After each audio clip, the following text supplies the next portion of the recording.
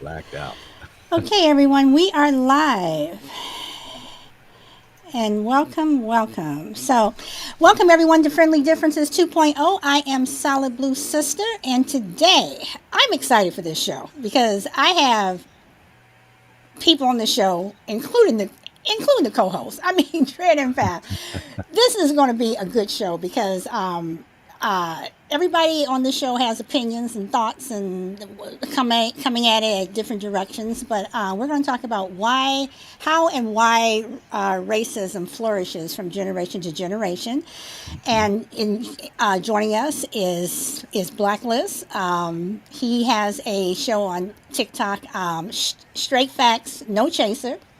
And he also has the Chocolate Music Lab, which y'all should check out when I'm able to stay up that late. Very nice, very nice. And then we have Michael Key joining us. Coming all the way from Australia. And he has on TikTok Real Conservative Talk. And Michael has been, Michael, I think this is your fifth time on Friendly Differences. So, Yeah. yeah, so I'm going to pass it over to Dreads, and Dread, you can jump us off. Welcome everyone to Friendly Differences 2.0. I am Solid Blue Sisters' outspoken partner in crime, the Dread Empath, and I personally thank both of our guests for being here on this wonderful Saturday morning. Welcome, gentlemen. Today's topic: racism, how and why it flourishes from generation to generation. And I will let you guys jump this off because I am going to sit back and listen. And if anybody has seen my TikTok, once I have something to say, I will put my glasses on. So let's go. So, who wants to? I mean, do you guys want me to start, or Blacklist? Do you want to start, or Mike? Do you want to start in terms of what you guys think, or you have questions to start everybody off? I'll let you start. Solid, you can go ahead. And I apologize, guys. It's 5 o'clock in the morning here, so I'm just kind of waking up. Woke up, around 3, and then I had some technical difficulties. I apologize for being late, but so I'm still kind of No getting worries. going here. Just getting So up. Okay. Well, I will start it off just from saying, to me, well, actually, can I start with the video? Yeah, go for it. Yeah, yep, let me start with the video, and fine. this is a video from How to Get Away with Murder with Annalise in front of the Supreme Court. But what she says is so telling and is so true, and I think that we can kind of start from there. So Okay. let me get my video, and this time, Dress, I'm gonna make sure I do it correctly. And I did post this on TikTok, so y'all gonna see me for a couple of seconds. Yet another reason for black people to unite in this country. In this country, race must always be considered a variable. You have precious time, Miss Keating. I suggest that you don't waste it by making arguments you've already made. These are not my words, Justice Strickland. They're yours. You wrote them in your 1985 ruling in Bryant v. Topeka, an equal protection case dealing with a state housing lottery program.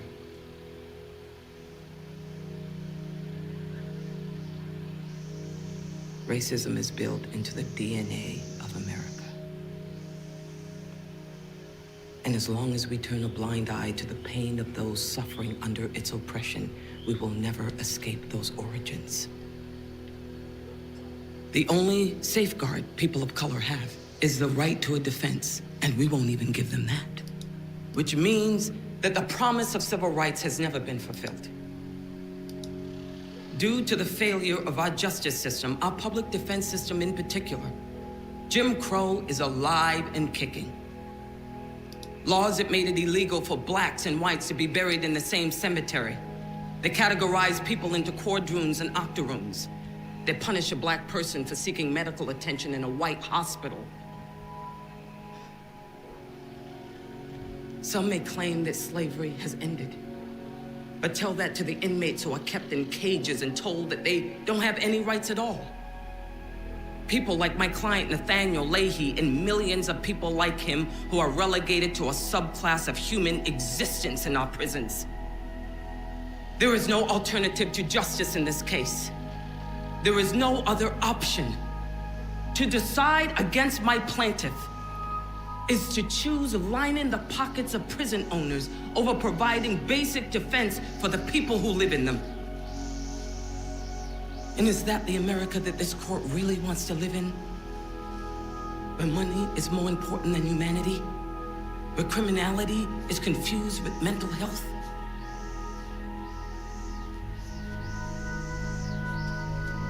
The Sixth Amendment was ratified in 1791. It's been 226 years since then. Let's finally guarantee its rights to all of our citizens.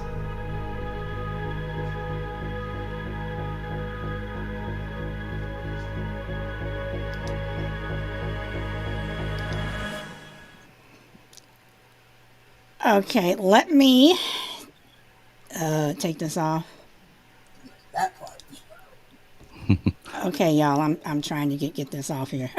So hold on for a minute. But basically, that's where I just to say that racism is built into the DNA of this country. And why can I not get this off?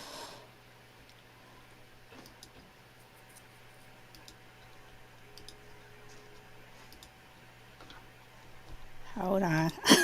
I'm sorry, y'all. Okay. I'm sorry, y'all. We're patient. Don't worry. Most definitely. Okay, here we go.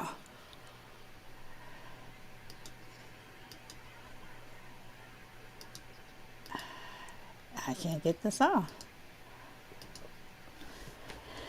Well, I don't want to hold the show. Keep talking. I'm gonna figure this out. So I'm gonna figure this out. All right. There we go. All right. There you go. There you go. This is my first time sharing it the right way, and then I couldn't get it all. All right.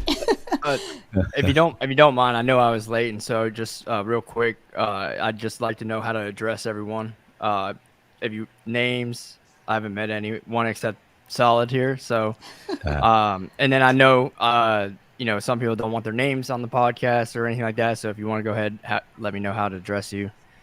I'm Dread. Dread, okay, nice to meet you. Yeah, and my real name's Drew, but I go by Blacklist on TikTok. Blacklist. Okay, and Solid. Solid. Okay, so Blacklist or Michael, do you want to, because that's basically where I wanted to start off with, that how racism is so ingrained in this country. And I always go to that particular video because I think that just sums up so much, because it is speaking truth, even though it was a TV show. Mm-hmm. She is speaking truth, and she made some factual points and what have you, and some points period. So either one of you guys have the mic, whoever wants to start. Well, it was a powerful video, and I actually saw that many years ago. And it's true. The thing that we notice, at least I notice in society, is I always kind of look at it from a bird's eye view, is to look at if there is anything such as racism. People don't think that there's systemic racism. Then why are they trying to get rid of African American history? Why would you want to get rid of something instead of teaching it? And for me, that lets me know that you don't see any other culture that they're taking away their history in schools. You don't see other cultures going through what we go through. And that's why, we fight so hard. And but you gotta understand something, is we're fighting for like centuries. After a while, I can understand people who are not Black could be like, man, it's over, it's done, it's been talking about it forever. It has, well, we haven't solved the problem yet. We just don't stop talking about it. When we talk about the economy, economy is just something that it's a work in progress. We haven't fixed it. Every year, everybody comes together and votes for a senator or whatever, and we keep on working on this great experiment. We don't complain every year. We got to talk about taxes every year. We got to talk about this, that, and the third. But we have a problem talking about racism. Why? Because it's hard. It's hard, and it has to have some hard truths. People have to admit things that have happened, and a lot of people feel guilty, especially people who are white. They feel guilty, and it's like it's not about making you feel guilty. It's about solving the problem. Nowhere else in America, or even in the world, or any kind of medical whatever, no one tells you to stop talking about cancer. We've been talking about it forever. People are dying. You're just gonna die. Leave it alone. We don't want to talk about it. I'm tired of listening to it. Just go ahead and get in the corner, take your chemo, shut up and do your thing. Just die. Just stop talking about it. We don't do that. It's inhumane to do that. But to tell black people to get over it is not. Tell them to get over something that's painful that they deal with every day. It's not inhumane. And so those are the types of things that I kind of like bring to the table. Let people kind of like open your mind up and understand. We're not talking about you per se. But the thing is that there are a lot of people today that hold these racisms, these things that they hold to be true, that have never been around really anybody of color, and if they have, it's just in a work related thing or whatever. They know that their aunt, their uncle, their grandmother are racist as you know what, but they do nothing about it. They just sit there and say, "I'm not." Well, that's great. Until the rest of your family dies off, that does us nothing good, unless you actually show them that there's something better. Don't have to be like that grandma. Don't have to be like that dad. And that's the way I look at it as far as racism goes. We can't solve it until we actually, allow it. We can't heal from it if we can't talk about it. Okay. Michael? Yeah, so I want to say I agree a lot of with what you just laid down. Hold on, let's see. Just adjusting this. I No think worries. you make a pretty good point. And it just kind of brings me to a few questions like for us to have this discussion, right? And obviously we're not going to agree on everything today, but it at the very least give me an understanding, because you mentioned two different types of racism when you're talking. Hmm. And I want to first say, anyone that thinks that racism doesn't exist is foolish, and anyone that says they don't see color is stupid. I think that's one of the craziest things. Uh, just because, of course you see color, right? Of course you see culture, you see religion, you see everything. Like you see everyone's differences, and that's what sets us apart. So that's what makes us great. Everyone's different. Everyone has their things, right? I sit here. I was on a podcast with Solid the other day. We talked about my Tourette's. You'll sit here and probably watch me twitch all over the screen, right? We all have something. We all notice it. So for people to go ahead and say they don't see color, they don't see this, they don't see that, that's wrong. That's kind of uh, naive to say, I think. Now, going back to what you were saying, you brought up two different types of racism, and Hmm. you brought up the institutional part, but you kind of finished it with the personal side, and how personal individuals feel. Um, I guess if you want, we can kind of break it down, because I personally, if one exists, if the institutional one exists, let's have that conversation. The personal one, though, I don't think that's something ever going to change. I think that some people are the way they are, as stupid as it may be, and some people may grow out of it and become more open to it. Like you said, there's people that have never even been around black people, right? There's black people that haven't been around a lot of white people. It's probably less likely because of so many white people, but you know, so I think the institutional side is the one that keeps getting brought up. I think that's the kind of the big talking point a lot of times. And I would like to break it down, but I guess the first question I have is working this backwards. What would a solution, not what would a solution look like, what would an end result look like? If you had to give me something, what would an end result between now and whatever solution that may be to get there? I don't care.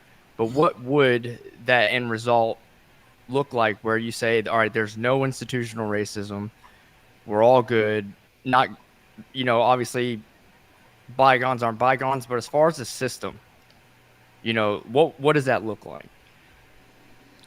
For me specifically, I don't want to hog it, but specifically, some of the things would be, um, when we look at like say for black people, when we tell people that we've experienced racism, one of the first things is to stop saying that we haven't. To actually like look into it. If I say I experienced racism, then we should already be on the foot of like trying to figure out what is it that we can solve with that individual instance, instead of saying, it's not that. I think the very first thing to really kind of deal with is actually defining it, because a lot of people, I think, have a different definition of what racism is. Some people think racism is just discrimination. That's not true. So being able to have a common sense level of like what it is, what we need to do with it, and if you're talking about individual, we can start looking at some of the stats of how things work around. Like for instance, what was the reason for racism in America?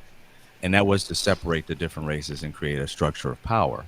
So when you look at one of the things for African American people would be reparations, being able to say you're sorry, we messed up. We gave reparations to every culture except for Black people. We give it to Native Americans. We given it to Jewish people who didn't really suffer in America. They suffered in Germany, but we still gave them. We gave some Chinese reparations. We even gave slave owners reparations to let go of the slaves, but you didn't. And we were supposed to give 40 acres and a mule to the slave to say, hey, we're sorry, but they took all that back. So when you look at that, it's like, okay, in order to get people to start to understand, you have to say sorry and actually try to move towards solving it. So of course, reparations would have to come and stop fighting over it and just let it be. And then after that, we deal with the fact of structure, the actual banks and loans and stuff like that. Every time a person of color is applied, there is a limit. I mean, I'm in that industry to some degree, and less than 1% of the funds going toward entrepreneurs, for Black entrepreneurs, over 90% for white. Uh, White people make up over like 60% of America. Why is it 90% of the funds? So it's like so many different things that we can work on structurally, and those things all start with the very first thing: telling Black people, we know you went through it. Stop saying it didn't. Stop trying to hide our history instead of facing it. Those little simple things can actually start to kick it off. That's what I would think. I mean, I don't want to hog the time, but Dread Empath, if you guys want that in. Dread. Dread, I'm sorry. She putting her glasses on. Okay. I'm glad that you brought up institutional racism. Now, one of the biggest institutions of racism is our judicial system. And that's another way that racism flourishes from generation to generation. One of the most racist talking points is black on black crime. And that usually for white people justifies when black people say, hey, we have injustices and biases committed against us in law enforcement as well as the judicial system. What they don't like to talk about is just like 92% of black people are killed by other black people, 84% of white people are killed by other white people. They don't like to talk about proximity. It's a constant racist talking point. They don't talk, oh, you guys commit the most crime. Being arrested does not mean that you are convicted. Once again, race does not play into it. We all commit the same crimes, but black people are 5 times more likely to be arrested, detained, denied bail, denied probation, denied parole. 3 times more likely to have a fatal encounter with law enforcement, and the exoneration rate for black people is 56%. So somebody's losing common ground here, because everyone seems to think that it's black and brown people committing crimes. And why is that? Because the institution of the judicial system, as well as the media, puts us in a very negative light and will have everyone think that when you see one of us, we're the boogeyman. But that's how it was. That's how it was designed. It was designed this way, going back to slavery.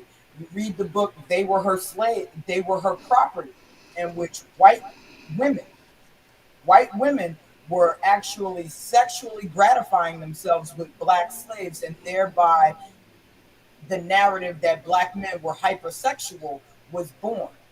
So when you have a black man that's accused of sexually assaulting a white woman, everybody jumps on the bandwagon. It can't possibly be that she's lying, because what happened during slave time, she got caught with the black guy. He raped me, he was lynched, and that's how they kept going, whether it was true or not. So it has been flourishing generation to generation in the judicial system as well as in law enforcement. So we would have to dismantle the judicial system and start over. Well, when you look at the judicial system, though, Dre, you have to look at, I mean, for law enforcement started off because slave catchers turned into law enforcement. And this is why, that's why I say you have to look at the whole. I don't want to just talk about, black people. I want to talk about the Native Americans. I want to talk about the Chinese, the Latinos. I have somebody who I told this person that I was in Target in my city. My city is mostly white. And I said that I was followed around Target. And he said to me, oh, come on, that didn't happen to you. And I said, why didn't it? He goes, oh, come on, this is 2023. I said, yeah, that's the problem. It is 2023. I was followed around Target. I have been followed around many places, and when you look at everything that is going on, the thing that I don't like is when people say, get over it. But how can you get over something that is still going on? You cannot get over something that is still going on. Latinos are still being, accused of stuff. Native Americans are still, the racism against them. I mean, and it was all by design. The stereotypes that have started because you wanted to keep a certain race down. The caricatures of black people with the big lips and the watermelon. You know how that got started? After slavery, black people had to have a way to make money. So they started selling watermelon. It was successful. But people across the tracks didn't like that.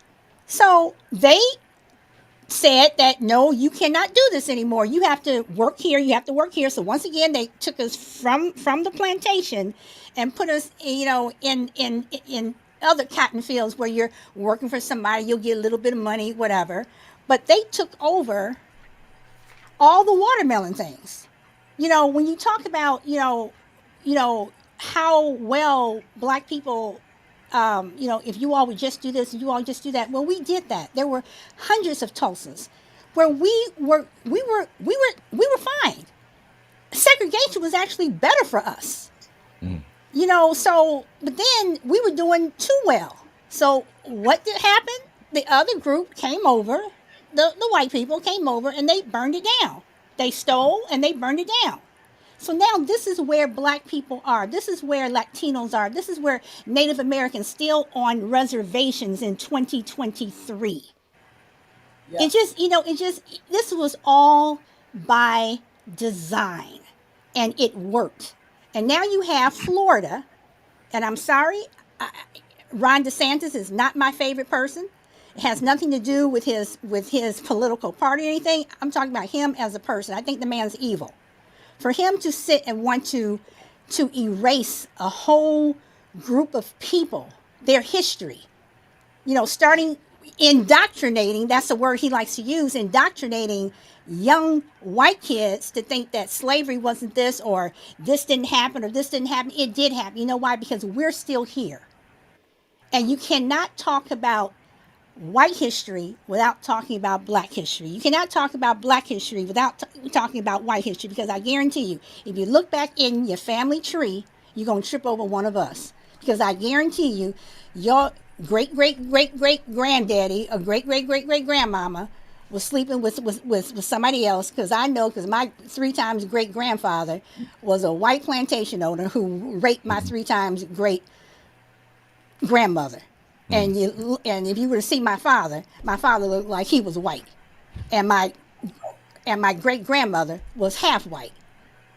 So you're going to trip over one of them. You have to, we're all entwined. We all are, the good and the bad. There's good things about history and there's bad things. But for America, you, like, like, like Blacklist said, you have to be willing to talk about it. And no one wants to talk about this because it's so bad sometimes. Sometimes you have to go there. But that's my rant. Go ahead. That's all right. See, one of the things is like, let's just say, like for instance, a lot of times we try to think of actual solutions that are immediate. Just like anything else with therapy, it must be talked about and talked through before you can actually find a solution.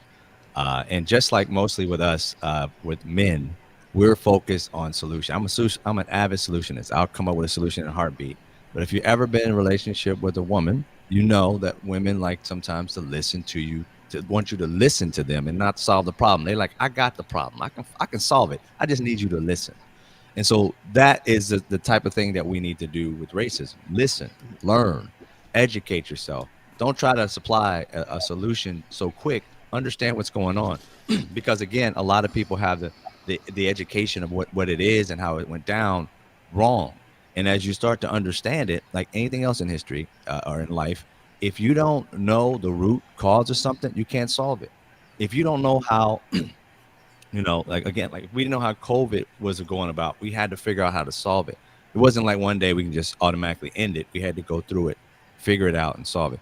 With dealing with racism, and we have to deal with the fact that, not everybody's gonna get on the same plane. But the reality of being able to have the education, and when you talked about DeSantis about indoctrination, about educating people about the true history, shouldn't make anybody feel of this day and age, like guilty. It should make us understand that, wow, the past was crazy. Let's not repeat it. Well, if you erase it, then how can you not repeat something you never knew Exactly. about? Of course, you can repeat it because again, in your mind, it's a first time. It's not it's not repetitious. So, in order to get rid of some history, that's the reason why they don't want you to know about it. It's not really so much about guilt; it's about getting rid of their kids. Because I've got friends. My ex-wife is white. So when Mike was talking about people just don't change, my in-laws were racist as AF. You know what I mean? When I first started dating my ex-wife, they didn't like black people whatsoever. They lived in the farmland. They never saw a black person except for on TV. And every time on the news, what they saw black people doing was getting arrested, breaking laws. So they was worried. And her grandfather, oh man, that dude was super racist. But by the time I had my first kid and I kept going back to the family and everything, and they saw me, I became one of the good ones. You feel me? And so at that point they started to realize, wait a minute, black people may not be that bad. It took some years, but before her grandfather passed away, I was summoned to his farmhouse and brought me to the farmhouse, and it's like I was wrong. And this 80-some-year-old man, right before he died, a good couple of years before he died, he said, I was wrong. I never knew anything about black people. And I met you. And he said he loved me. And that man never told his son he loved him. His own white son. He never told him his whole life that he loved him. But he told me he loved me because of what he put me through. And I never argue with him. I just let him believe his own beliefs. So when people say that, people won't change, they will. They can. They don't want to, some of them. But the thing is that you have to put in their face the things that they're against. You have to show them the truth instead of letting them live within the lies. And when we sit around and say nothing, then the lie is the truth to them. But when they can see the truth, then they start to understand, like, wait a minute, 1 + 1 does equal 2 instead of 31. You have to be able to put that in. And that's the thing. People have to be willing to do the work. You're not going to change them overnight. But if you never, as a person, and it even got to do with racism, you can just deal with hate or anger, because black people have a reason to be angry at white people. 100%. It ain't like they just woke up one day and just hated white people. They got so, like, my mother was a pig cotton, and she didn't even hate white people. Of course, I was with a white woman at one point. She was very forgiving and loving. Her family was hateful, and my mother had every reason to hate them, but she didn't have it in her heart. And so when we look at that, we have to be able to think, like, how can we change? The way we change is through experiences. And we start to tell people, hey, if you don't like this particular culture, it's like, what do you don't like about them? Why don't you like about them? That's not true, Grandma. That's not true, Dad. This is that. I know Tom, dude. Drew, he's a cool dude. You need to talk to him. And sometimes it takes that. I've actually sat down with people who didn't like, black people and spoke to them. And afterwards, I'm one of the good ones. Well, there's a lot of them good, because the reality is, and this is like what Dread Impact was talking about, is that when you talk about the prison, complex and so forth, less than 3% of both of our cultures will ever commit a crime. Why in the hell are we talking about the 3% when 97% of both of our cultures would never, ever commit a crime? Why? Because we talk about the worst in us and never delve into the best of us. We let the worst of us drive us. The best of us, we start to associate. And this is what happens to black people all the time.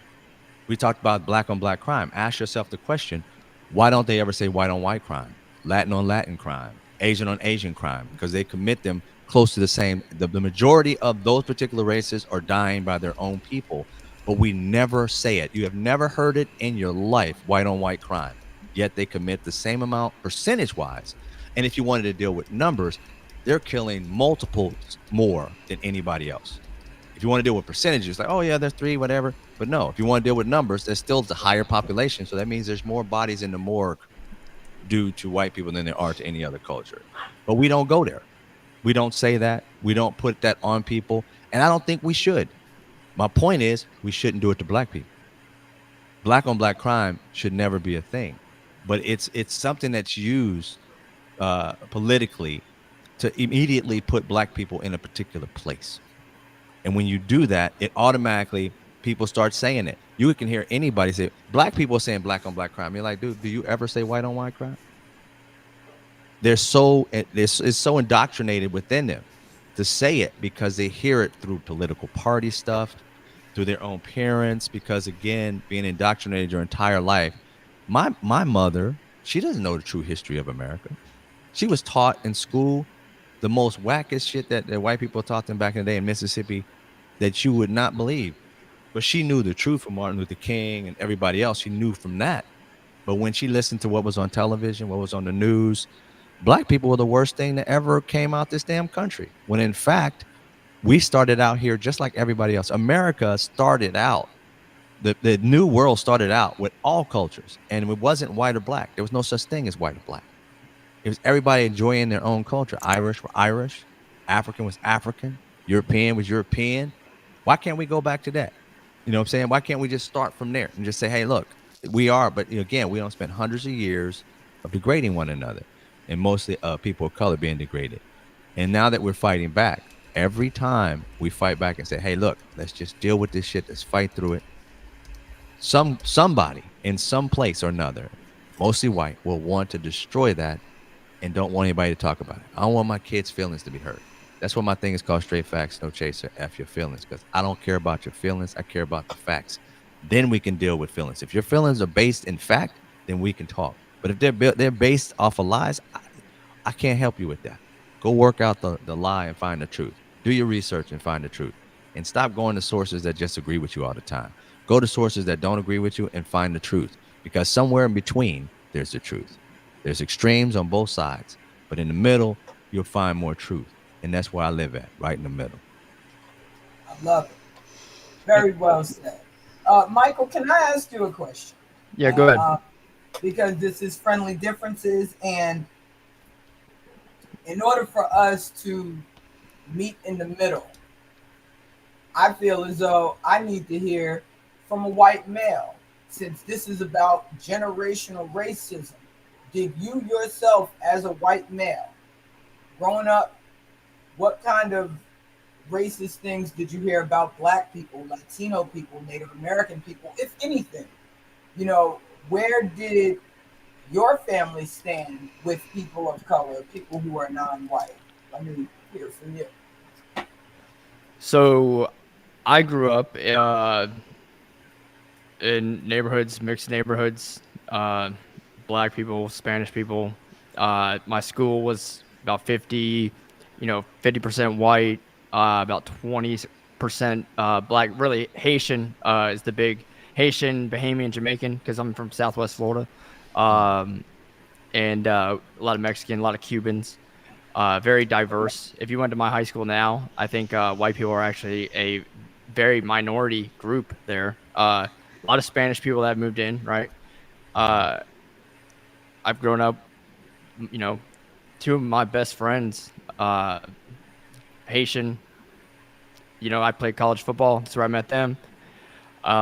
You know, I've been lucky enough to have been exposed to different cultures, different races throughout my life, especially through sports, right? And I played Division I football in college, so obviously going from high school to a sport where I was the extreme minority, right? There may have been like at the time I was there, I think 10 or 11 white kids on a whole 105 man roster.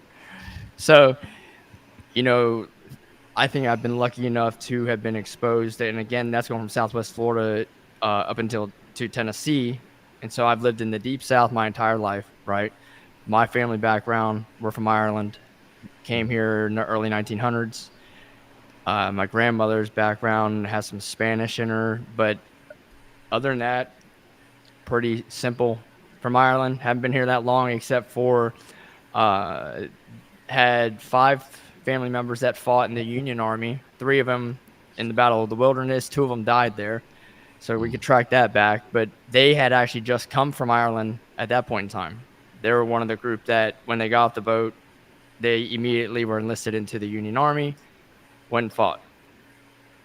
So, as far as my American side, we've been here less than 150 years, really, or since the time of the Civil War. That's the longest we can go back, and that's just one side of my grandmother's side. Everyone else, long after that.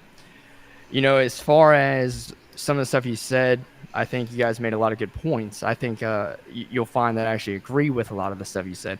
I think we have quite a few problems if you're going to talk from an institutional standpoint. And I think the institutional part is really where there's a lot of focus, and probably should be a lot of focus. If there's institutional issues, then let's fix institutional issues, right? If someone is being discriminated against a race on behalf of a race or whatever, then I don't agree with it. Here's my thing. I am a capitalist from the word go. I am a free market from the word go. Solid and I have had this conversation several times. Mm-hmm. I have a degree in economics. I've worked in financial planning. Okay. I'm about numbers. I read a lot.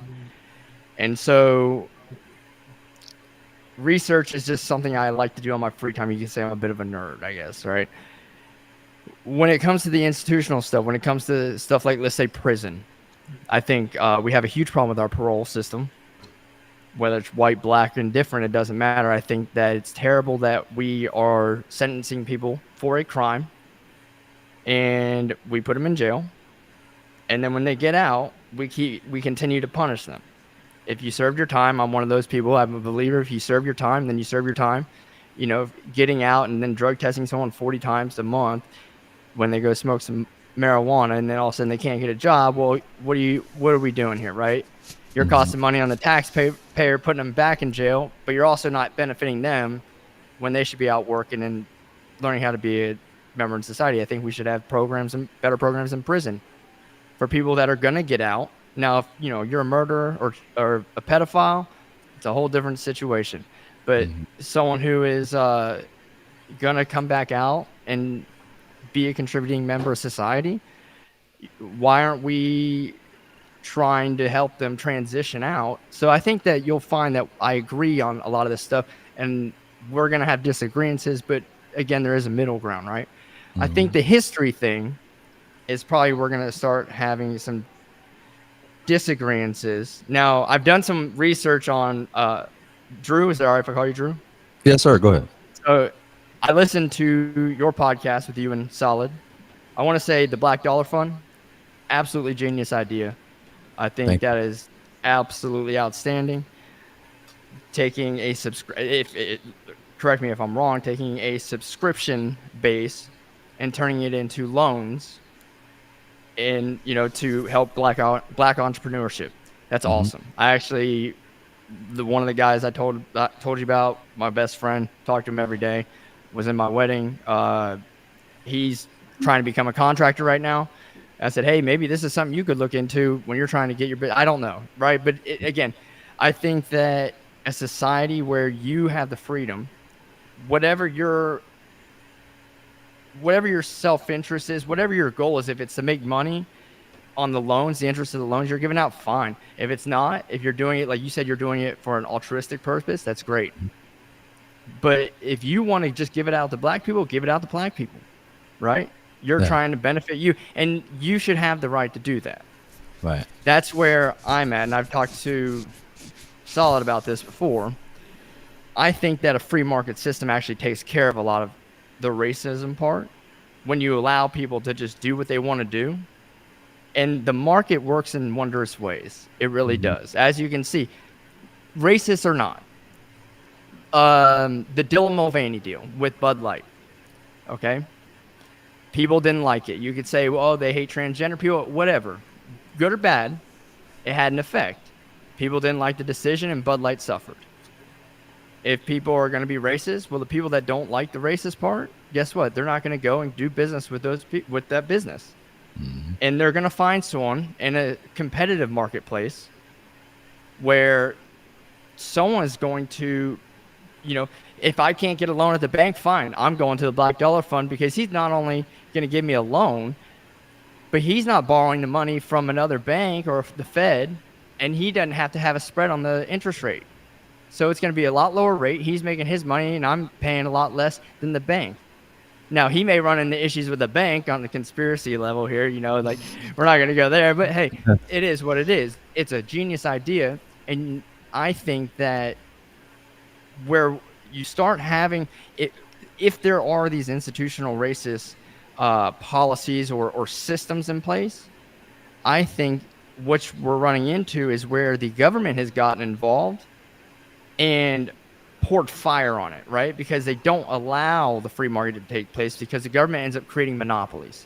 And when it creates monopolies, and this is actually shown in the past, just after the Civil War, and we can go into that because I thought it was very interesting, and a lot of the reading I was doing is that's when you start getting limited. That's when, oh, I'm black, I'm going to try and get a loan for a house, and they're denying me because I'm black, and you have nowhere else to go. Why? Because it's highly regulated by the government. There's a lot of barriers to entry. So there's a lot of institutions put in place that actually make it worse. And so on the personal side, I think you're not going to change people. Now, people can change. Like you brought up your ex-father-in-law, I think it was. Down the road, he can change. There's no doubt about it. But people are going to hate regardless. True. Some people are going to hate. Some people are going to be great. You take care of it. The one thing that has shown true, and it can be proven, and I can give you definite examples of this, is for the most part, what you tend to find is even a racist person puts their own self-interest and economic benefit above their own racist priorities. Okay? A lot of times you'll actually see that. And so, this kind of if you want to keep going down this topic, but that's kind of my stance, as far as where I'm at with it. And I'd love to get into talking about some of these institutions, but one of my examples, just real quick, going back to right after the Civil War, I was reading the Department of Agriculture had some numbers and a good study up, and it was right after the Civil War ended between 1865 and 1875. During the Reconstruction era, before they had pulled federal troops out of the South, what you found is black people had a very good time of prosperity. Now, with the 40 acres and a mule, that came from a field order by General Marshall, and then it got approved by Lincoln, went up the chain, right? And really in there, this kind of debate on this is that, because when you read it, they have a middle section there saying that it applies to all of these slaves that ran away and then joined the Union Army. Really what George Marshall His goal was to take these slaves that he came across in the South on Sherman. Sorry, I keep saying Marshall. Marshall's World War II. My bad. Sherman, General Sherman, because Sherman's march. On his march there, trying to get these people to enlist to fight the South. And there was the promise. Now, they actually started implementing it. In fact, Marshall it was 10,000 freed slaves actually were allocated 400,000 acres of land. And then the mule wasn't even in the order. That came later when the Union Army had actually started to lend mules out after they had allocated those 400,000 acres. Now, Reconstruction came in. Andrew Jackson, I believe, was president at this time, and then pulls the troops out. They end Reconstruction, and the Southerners go back in and confiscate that land. The Southerners as being the Southern governments. All right. Now, what we see is this time period here, and let me find it in my notes here. There's a prominent black man that actually wrote how many acres that black people had actually accumulated. And a lot of the work, you've heard carpetbaggers with the Republicans coming down from the north trying to take advantage of economic opportunity. They passed the Civil Rights Act of 1875 in there and tried to push this civil rights narrative. Now, look, there's racists on the Republican side, there's racists on the Democrat side, okay? But again, when it comes to the economic self-interest part, the Republicans tended to be kind of indifferent, and throughout history, it shows that they tend to lean more favoring economics.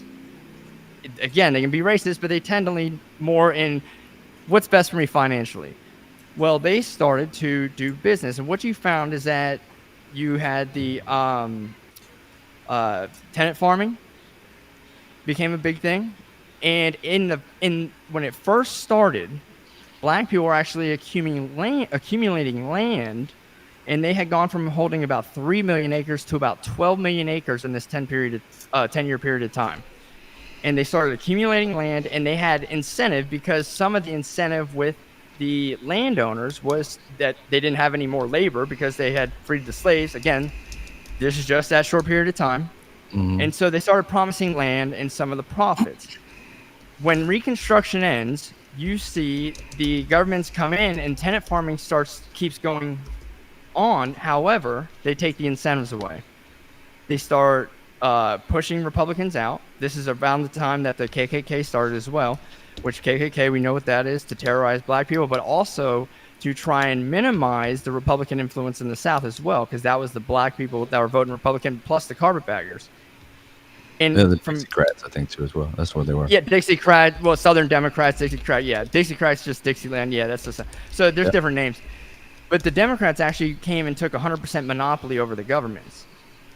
And what you see, going back to what I said earlier about the government kind of exposing this and fueling fire, is now you have a system where these newly freed people were working and had some incentive and started building up, and then it's taken away from them. These governments come in, they start putting in Jim Crow laws throughout this time.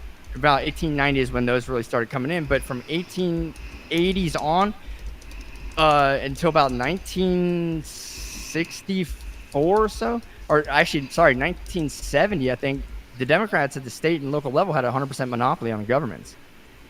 And that's where you start seeing the issues, because they implement Jim Crow era laws, which are highly, talk about it. Oh, sorry. If that's my phone. So where I'm getting at here is the government and government institutions are really what seem to fuel a lot of this and make it worse. Because a lot of it's been there, but it makes it worse. And I think that that's a lot of where we need to focus at. And I just have a hard time understanding why, if there's a problem, why is it that that black people or people of color tend to want to go to the government when the government's the one that's really can be shown to have made these problems worse? True. But I get your point, and what I get from that, because you went up to the 1970, but and at the same time, again, government has been a major part of it. When we go into like the Jim Crow era, like again, Solid Blue Sister, when you talked about right after slavery, the watermelons, I did a video on that, but the watermelons, it's like that's what we did with watermelon farmers. We created wealth that way, and then it became a huge like campaign. If you don't, if you've seen the different postcards of us having big lips and all this stuff like that, and stealing, and we were thieves. They made eating watermelon uncouth, and even though white people were eating it, just so they can destroy this economic boom that was happening to the new slave. They rather them go to jail with the 13th Amendment if they break laws. So they started making these Jim Crow laws so that they can put them in jail, but basically back into slavery. So yeah, that was the government situation. Then you break off into that up from like the end of the World War II. I think it's like 1945 to 1968, close to that. That was a housing boom, which created most of the wealth for white America, and that came about where black people could have bought just as well into like suburbs, but they didn't allow us to buy in those. So they bought homes for 2,000, 4,000, 6,000, something like that nature, which are worth millions of dollars today. So these throughout that whole time, they were also taught that owning this land that you can take out loans and put your kids through college and pay it back without certain with subsidies, and all these things were happening, which is basically welfare for the wealthy or middle class, while at the same time telling that people who were poor, you shouldn't be on welfare. So we do understand and we do agree that the government has been able to do these things and create wealth, and it, like you listen to Martin Luther King where he talked about they undergirded the immigrants in America by giving them millions and millions of acres of land, while at the same time asking black people to pull themselves up by their bootstraps. And he's basically saying asking a bootless man to pull his boots up. So it's like his straps up. So those types of things have all happened, and I agree with that. But we have to also understand that the government doesn't run itself. Who runs the government? The government is run by and majorly. If you look back in history, you'll see. And you got to go that far back. Like we were talking about the 70s and 60s. If you looked who was in the Senate and who was in the House, it was 99 or close to that % white men, and very few women. But the reality is that those individuals saw us the way racists saw us. And I ain't gonna say every last one of them. I don't know them specifically, but the laws that they were creating were making us into the stereotype of like we were animals that needed to be housed in some way in prisons. I mean, they started to create prisons that were one of the major things. I understand like the free market, but when they started putting out private, like, you could buy a prison and start putting people in it, then you got to have, again, capitalism. There's a supply and demand. So you create something like that and make it, profitable for just in the capitalistic world. Well, what's going to happen? I need to fill this thing. No, I agree. Now there are certain things. Look, I'm not an anarchist at all. Okay. I'm for a very limited government, but there are certain things like the military, right? Doesn't need to be completely privatized. I'm fine with the private contracting because I think there's benefits that come there. Obviously, it gets overdone. We know about the military-industrial complex, different conversation. But the prison system should not be privatized because when you do, and it was done to supposedly lower costs, right, for the government, but now you start incentivizing incarceration.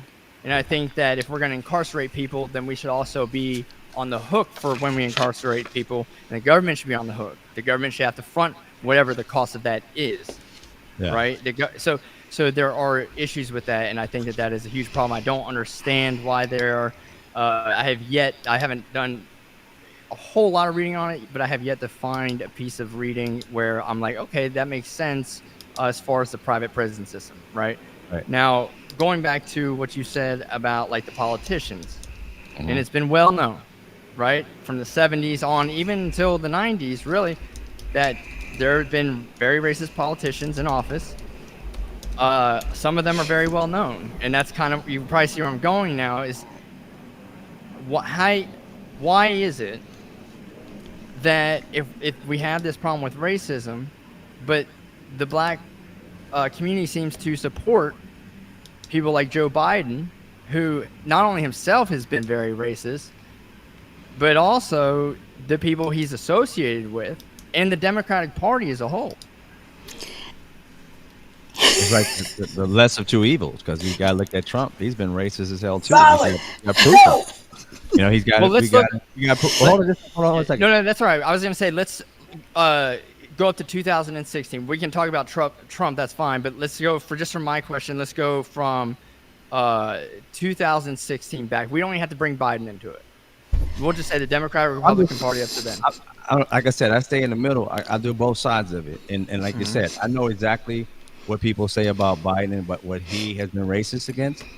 And when they talk about the bill and stuff like that, that made us basically into monsters and arrested us, John Lewis voted for that. A lot of black people voted for that because, again, what people don't understand with that particular bill, it's not that it was a racist bill. The bill was not the problem. The problem was how it was implemented. It was racist people that implemented and pushed it toward black people. Had it worked the way it's supposed to work, it would have took criminals off the street.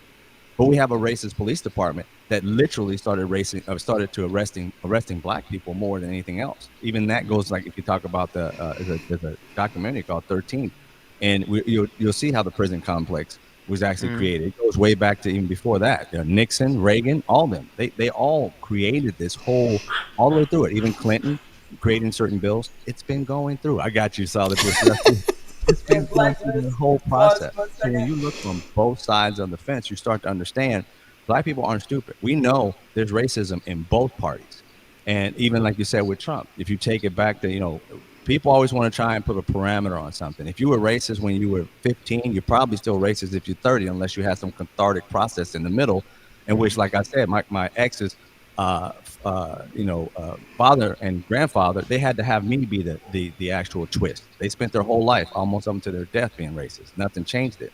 So when you look at like what Biden has done, what you said, if that had been a racist thing, then why did John Lewis, who was a freedom fighter, actually vote for it? So we understand that. But when you talk about making it so that black people can't live in a certain, and you have to get sued for it to be able to do it. When you talk about it was 4 black men, I think 1 Latin man.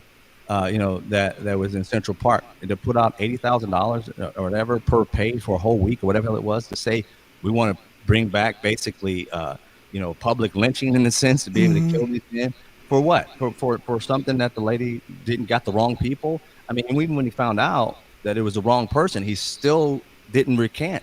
I mean, on both sides of the political spectrum, I don't understand how people who say Trump isn't racist, I don't understand it.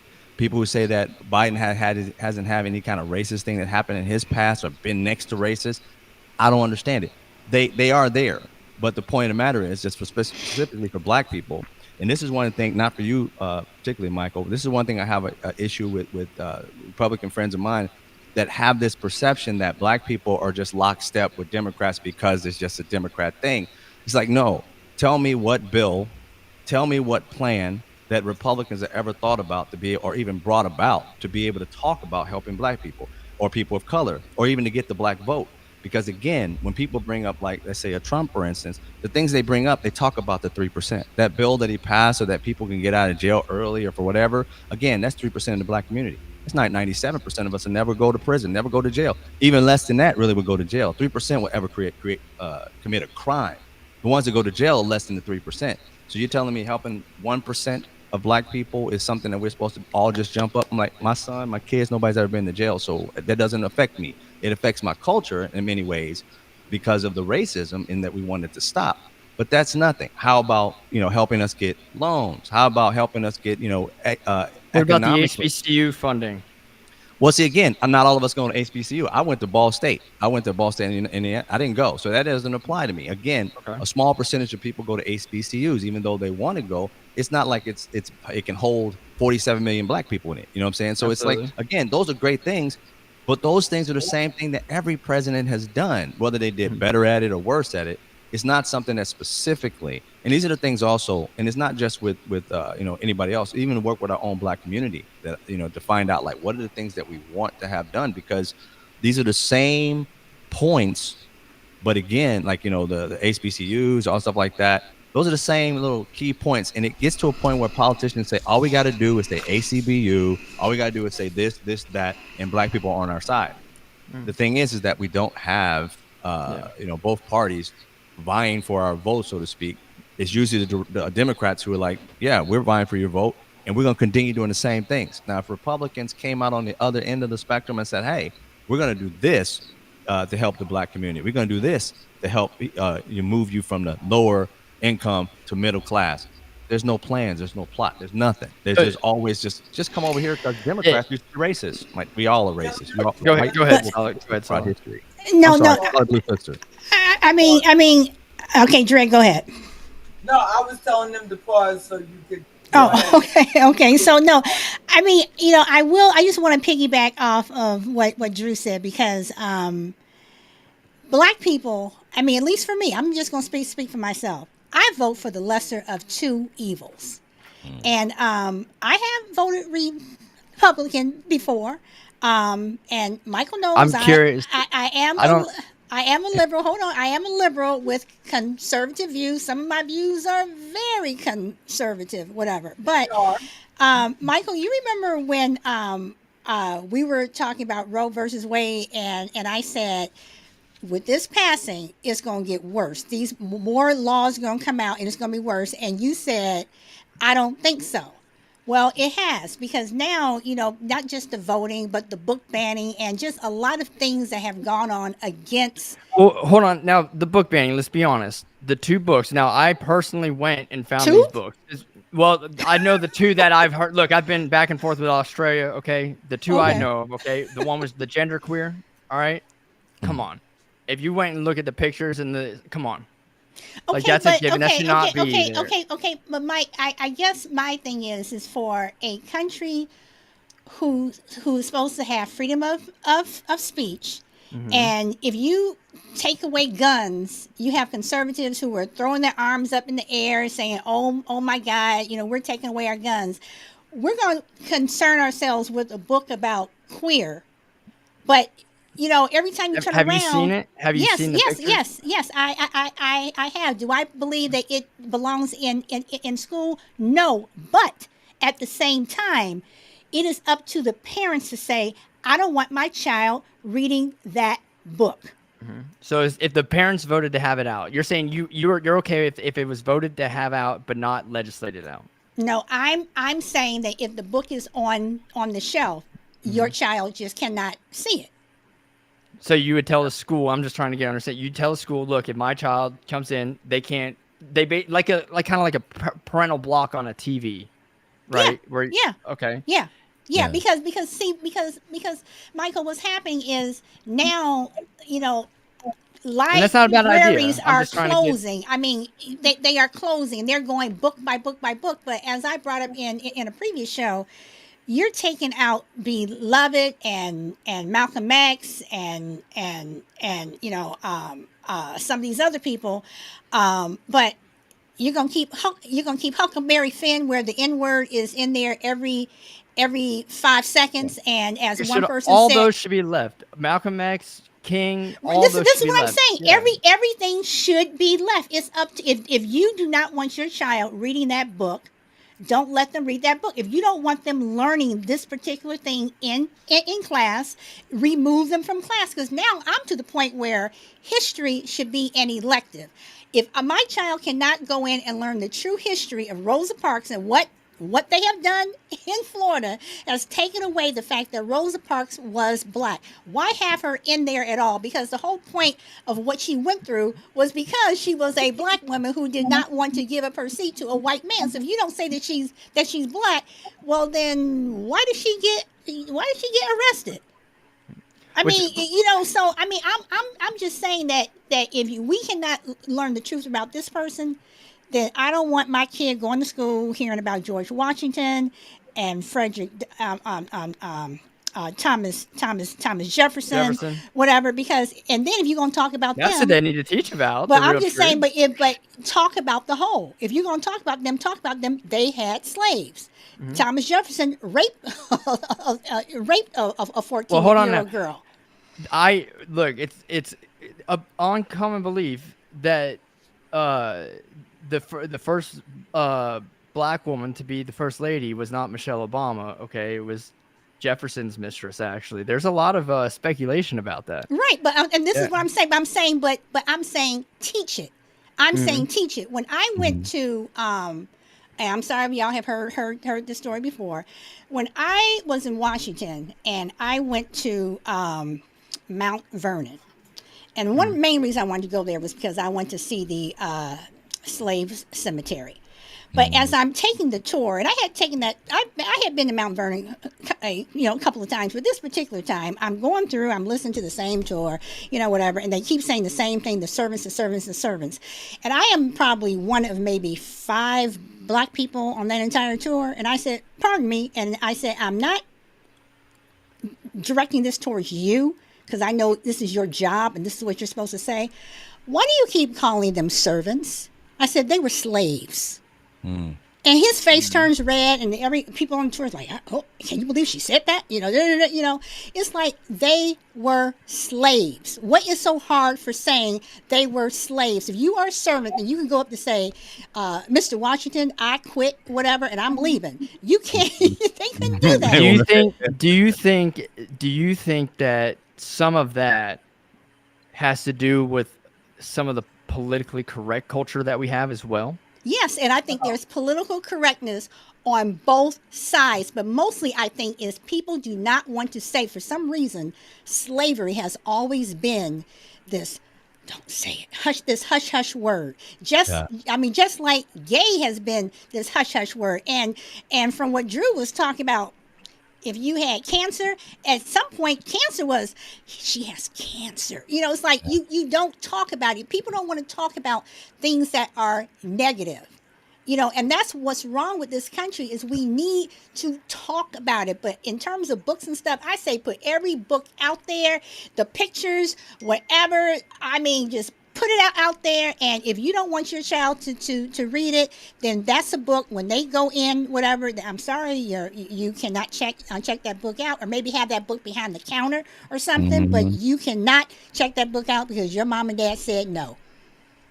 That sounds great. Especially if you, just think about if you had a library book or whatever in school, whatever, not book, but a card, and then your parents can go through a document or whatever, a website, and actually say, these books my kid cannot check out. So even if your kid wanted to check it out, they couldn't. You can do right? something like that. And we got an app. We have apps. We have apps for everything. But I know Dread technology to do that. I didn't even know. I know that every school still have libraries, but here it's big. It's a bigger deal, like in Australia, because they're a little bit behind. Still, they're about 20 years behind the U.S. in some things. So public library is still kind of a thing, and then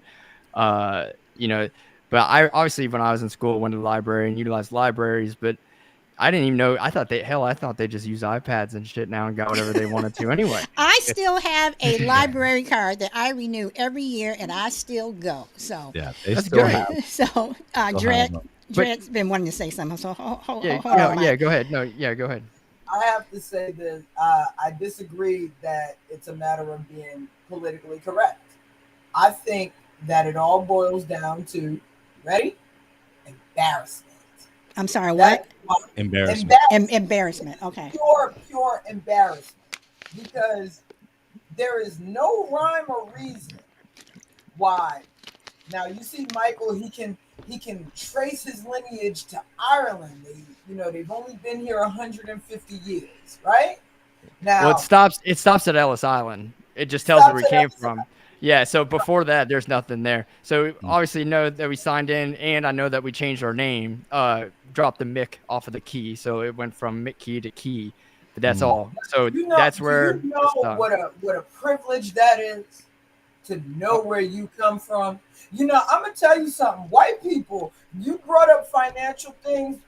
It's ingenious. How you steal us from somewhere and then make us pay to find out where you stole us from? Now that is financial fucking beautiful. But it all boils down to embarrassment. That's why racism is taboo, because we would have to say, you had a few white slave owners dipping their pudding pop in the pudding. You know what I'm saying? Okay. It's embarrassment. These are the people who are arguing against Native American history, Black history, Asian history. They don't want to have to explain, because Marlon asks, is Gen Z learning to be racist? No. And that's why, because you have the baby boomers, the boomers, and Gen X.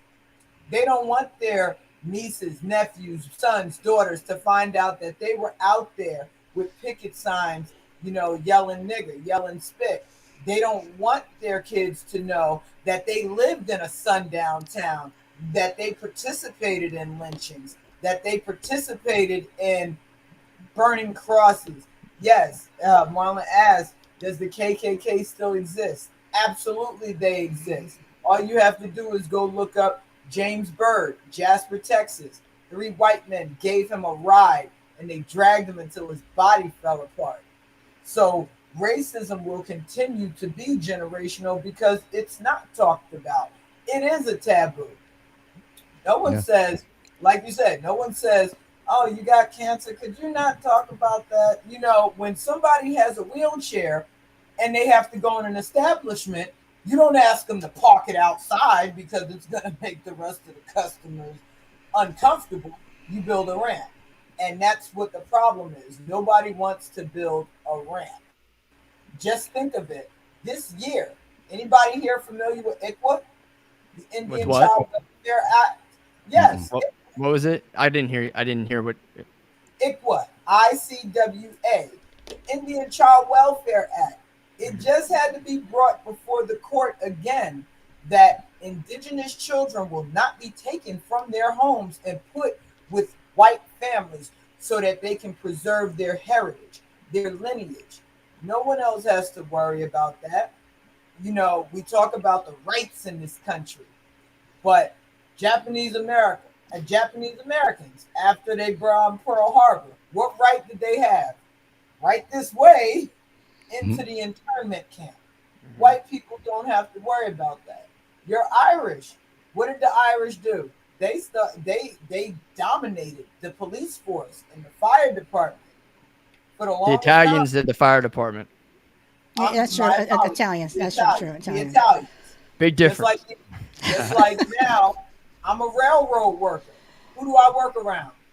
White conservative men who can't stand my black ass.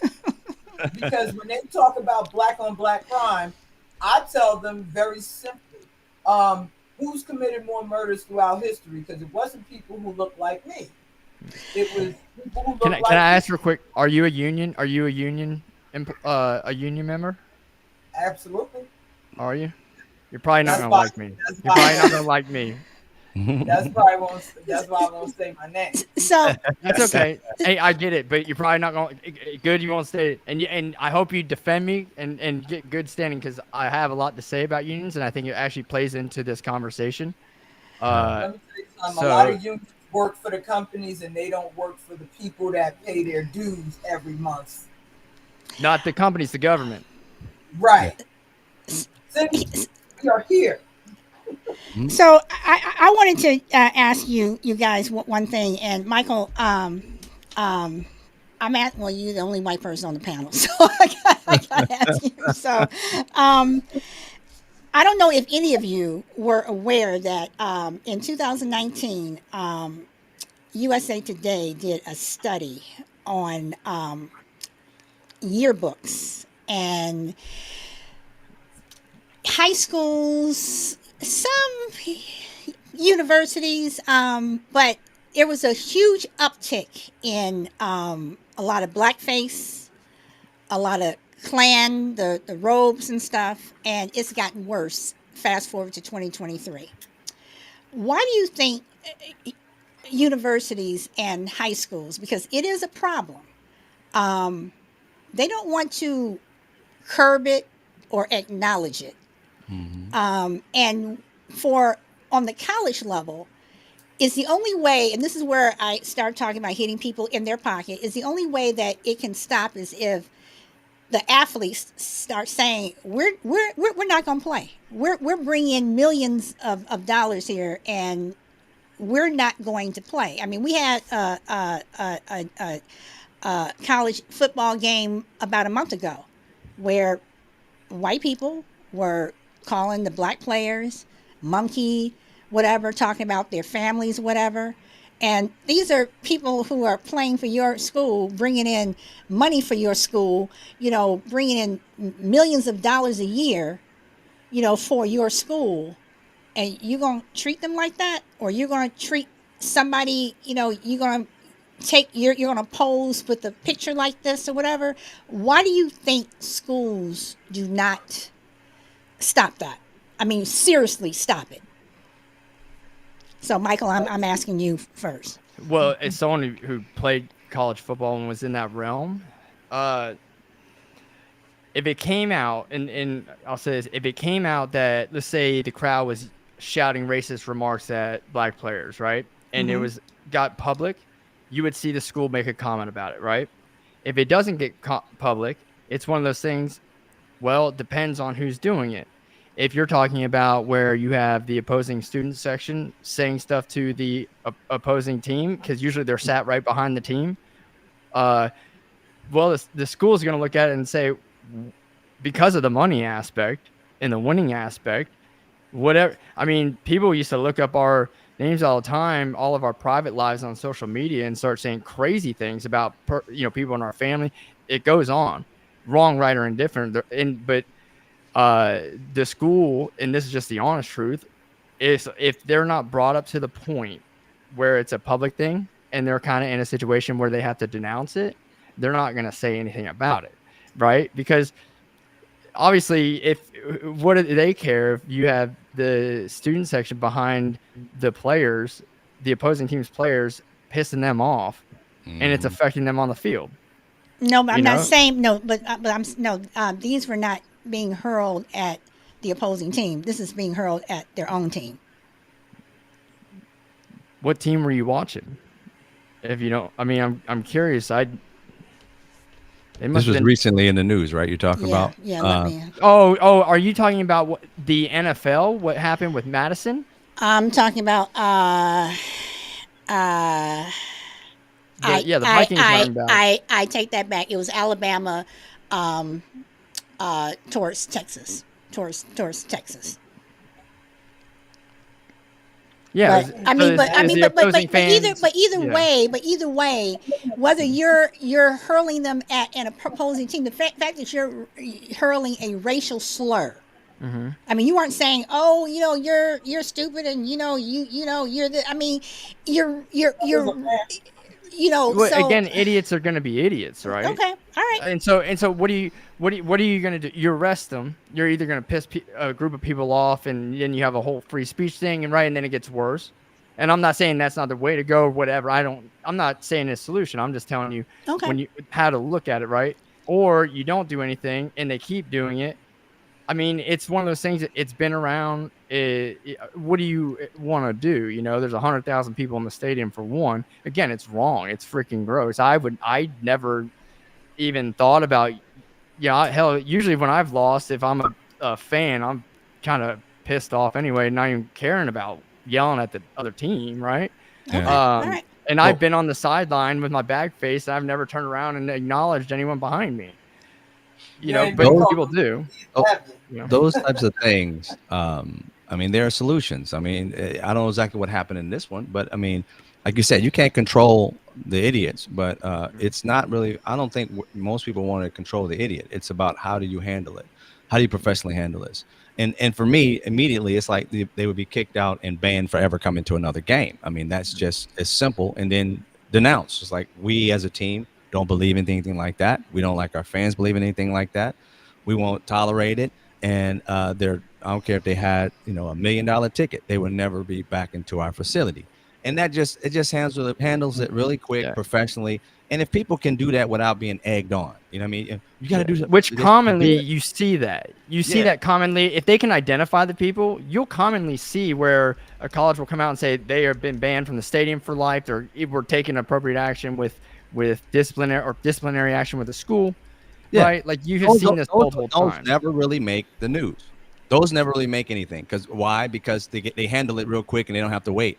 What happens, what makes the news is the people who don't do anything, and then the family's pissed and they go to the news and say the school didn't do this and do that, and then finally they have to come out. But if they just handle it like that, these are the things that can, and that's why we don't hear about those, because those get solved properly. Yeah. It's always funny how free speech is cool when somebody, and I'm gonna go there because I always do. White people love to throw around free speech when it comes to saying the N-word. They, well, what about free speech? Whenever it comes to disparaging racist remarks, it's freedom of speech. But having your kid read a book, this is what I'm saying. It's well, we have to pick a struggle. Here's what I think. Go ahead. Sorry, I didn't mean to interrupt. Right to say I don't want my child reading this book for so on and so forth. And I can back off of that. But the minute I tell a white person, don't call me a darky, don't call me a porch monkey, don't call me the N-word, now it's about free speech. Why are we putting people out of school because they said, "Oh, it's free speech"? Why is it free speech when it's disparaging, but it's not free speech when it's learning? Here's my opinion on the free speech, okay? And Solid knows that I've told this to her 100 times, okay? I personally think you should be able to say what you want to say, and you live with the consequences, okay? The free speech and the Constitution is there to protect the rights of citizens from the government, not to protect the rights of citizens from necessarily the private sector, right, or private citizens. So I'll say, you know, you have the right to throw a punch, but your punch goes as far as someone else's face, right? So you have the right to act in a certain way, but you don't have the right to uh, then have it impact someone else. Now, emotionally impacting is a whole different thing. If someone calls you the N-word and you get upset about it, that's something. Now, how you react, that person has to deal with the consequences. That's between you and that person, right? The free speech thing is where it comes in and says, is the government going to prosecute for saying the N-word to someone? And that's where they shouldn't be allowed. I personally think that like social media platforms shouldn't silence anyone. Why? Because I told her my expression on this. If you're walking down a pathway, right, in the woods, and you have a snake that's wrapped up and coiled up in the leaves there, and you can't see it, and you step on it, it bites you because you didn't know it was there, right? Or would you rather that venomous snake be out in the open, laying out there on the pathway, you see it and you know where to avoid it, and it exposes itself and you can go and tell people, hey, there's a snake on the pathway? And so if you allow people, I think that you would actually kind of if people got on social media and you saw the racist stuff, well, guess what? People are going to look at them. Some people are going to agree, absolutely, but it's just a chain reaction because you see not only that person but everyone else that goes along with it as well, and you let people expose themselves. Now, when you start making threats and everything like that, you get into a whole different conversation. When you start hurting people, like physically harming people, a whole different conversation. But there's some things that I think we try to crack down on that need to kind of work themselves out and allow them to deal with certain consequences. But it's when you have the government getting involved saying, oh no, that's all of a sudden hate speech and stuff like that. But then you kind of suppress, and now you get into the thing where it's a secretive deal, and you're creating hate because people are going to be stupid. I think we've all agreed that personal racism part is there. It's going to be there. Yeah. Exposing it, allow it to expose itself. I agree. Go ahead. No, I was going to say we're getting up on the 1 hour and 30 minute mark, but after Drew goes, I just want to just real quickly talk about what he also led off with about bigotry. So I do want to talk about that, and bigotry towards white people. Does it exist? I do want to see if we can talk about that really quickly before we close. But anyway, Drew, go ahead and say what you were going to say. Yeah. So I get with the idea of freedom of speech, and that, to me, I agree with that 100%. Your analogy of the snake, I always say that I'd rather know a racist in front of me instead of one hiding behind me. I'd rather you'd be truthful. Say what you mean. That way I know exactly not to be around you, not to work near you, not to work for you, whatever it was, whatever you do in life. I agree with that 100%. It's the repercussions that come afterwards where people don't want to have it. Because once, they have repercussions, then they become the victim, and they're the one who started all. So if you see on this app, you'll see there are many people, I'm going to give shout outs to people, I guess, but Tizzy and a few other people who get people all the time and they get fired and all that. And all of a sudden they're the victim. Like, no, you had your freedom of speech. You said what you wanted to say. Now here comes the repercussions. And the problem is that a lot of times these repercussions are temporary. There's something where, okay, well, this person lost their job, but then, they're somewhere else doing the exact same thing, getting paid like tremendously more before. So it really isn't like like they get, I don't want their lives to be completely destroyed. I'm not saying that, But the idea of they have to suffer these consequences, but then the world tries to say they shouldn't. It's like, yeah, you do. Even if I did something, my free speech, you can't yell fire in a theater and all these different things. If you do it, there are repercussions, and therefore you are fined for it or taken to jail or whatever it may be. But right before, I wanted to kind of like just bring up like a little history thing. Is that you had mentioned Ellis Island, and I did a video a while back about the Statue of Liberty, and I asked people, do they know exactly what the Statue of Liberty is for? And most people say that they think it's about immigration. And the Statue of Liberty was never about immigration. The Statue It of wasn't. Liberty was about the ending of slavery. And Laboulaye, he's the one who actually commissioned it, Frenchman, that wanted to celebrate America for becoming finally a democracy and ending slavery in America. And therefore, he commissioned another Frenchman. I think his name is, I'm trying to remember his name. Oh, Bathaldi. Bathaldi. So that person actually made it. And in America, the bottom half was created by America. That's the actual foundation. The actual statue was created in France or built in France, and both of which cost $250,000 a piece. And the reason why that statue now people think that it's all about immigration is because the person who actually commissioned the money, because the states didn't want to pay for it. France didn't pay for it, nor did America. It was the people who actually built it in the donation, minus rich people who put in about 150,000 or something like that to that. So that's the reason why the Statue of Liberty exists. And when we talk about the foundation of knowing where we come from, and I don't talk about just Black history because I don't believe in that. I believe in American history. We just all are a part of it, and we have our own little sector of it. But when we start with the truth from the very beginning, because there's no reason to lie, there's no reason to be, like Dred said, to be ashamed of anything. Our ancestors are not us. Thank God we've grown away from that. There are many who want to go back to it in many ways. That's why I don't like the phrasing of, make America great again. When was it great before? You know what I'm saying? I want to know exactly. And who was it great for? Was it great for? Exactly. So I think right now we're the best this country has ever produced. Even though there are times when we've had economic booms and so forth, whatever, but we are at the best now. Even though we got a lot of division now, and that division is coming because there are people fighting the truth. People don't want to know the truth. They want to stay within the lie, and that division has become more political than if we all just sat around and say, "Hey, look, is there freedom of speech? Stop taking people's history away. If you don't want to learn African or the African aspect, African part of history, then don't read it. But don't tell people that they can't have it in their schools. If you talk about this queer thing, whatever you mentioned earlier, again, don't read it. Because if you're going to tell me that I can't say what I might as well just tell you cannot say 4 words in the English language, and I'm going to regulate that just because it hurts my feelings. I don't want you to say it. You wouldn't want that. But the other side of that coin is people of color can't have the freedom of having their kid take a course that actually matters toward their grade point average.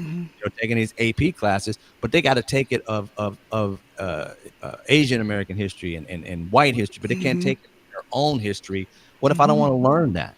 Now I have no options to make it go toward my college education, my future. I can't learn about my people. You understand something, just like you know about your history of your family, and knowing our own history empowers us. And by saying that it weakens white America by, they feel guilty. I'm sorry. Like I say with my thing, F your feelings. Your feelings doesn't matter to me, because again, I always look at it this way. If in history, if we told you to take away everybody you ever known in your life, and you don't want, as far as history, I don't want to know about your grandma. I don't know. We're starting from today. You'd be pissed off. Everybody would.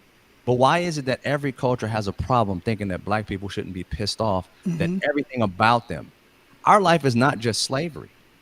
American history is all the brilliant. I have a thing called Black Brilliance on the B-side. All the brilliant things that Black people have done in history, those are hidden too.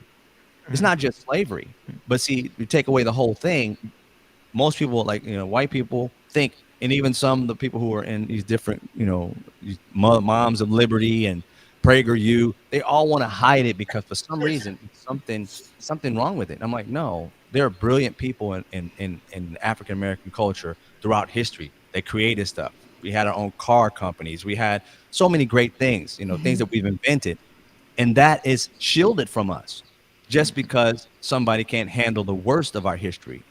Well, you take away the worst, you take away the best too. But somehow that doesn't register with people who want to take away our history and our books. It doesn't make sense to them. Why? Because you're focused on your emotion, what you feel about the worst part of it, how you partake in it. And if it doesn't have anything to do with you, which these great things for brilliant people, more than likely don't have anything to do with white people. It was against the situation of being held back.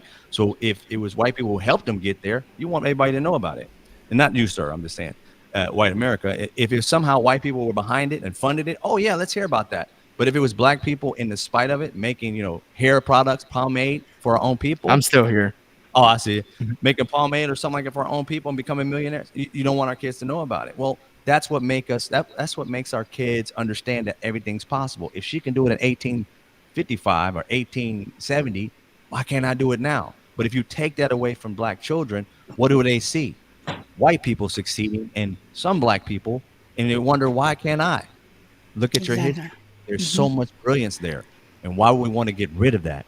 And like I said, most people want to get rid of it because they want to get rid of the worst part. Well, you take the best when you take the worst, because you can't take one without the other. And so when people say, it hurts my kids' feelings, I don't want Timmy to know this, I don't want Mary to know this, I'm sorry. But if you're caring about your kids not knowing about it, we're caring about our kids also not knowing about it. They need to know, because they know where they stand and they know where they've come from. And anything in life, where your family came from, it gives you a certain sense of pride. You tell black people they don't know where they came from, and then the history that teaches them what their people came from, not necessarily where their grandparents, but black people, we attach ourselves to other people's families that done great things because we don't have it for ourselves. We can't go back to great, great, great, great grandpa. We got to go through the greatness of blackness to be able to attach ourselves to it and realize we're not what society has been telling us for hundreds of years. We're just like this brilliant person. Just like anything else, you want to see yourself, people who look like you, doing great.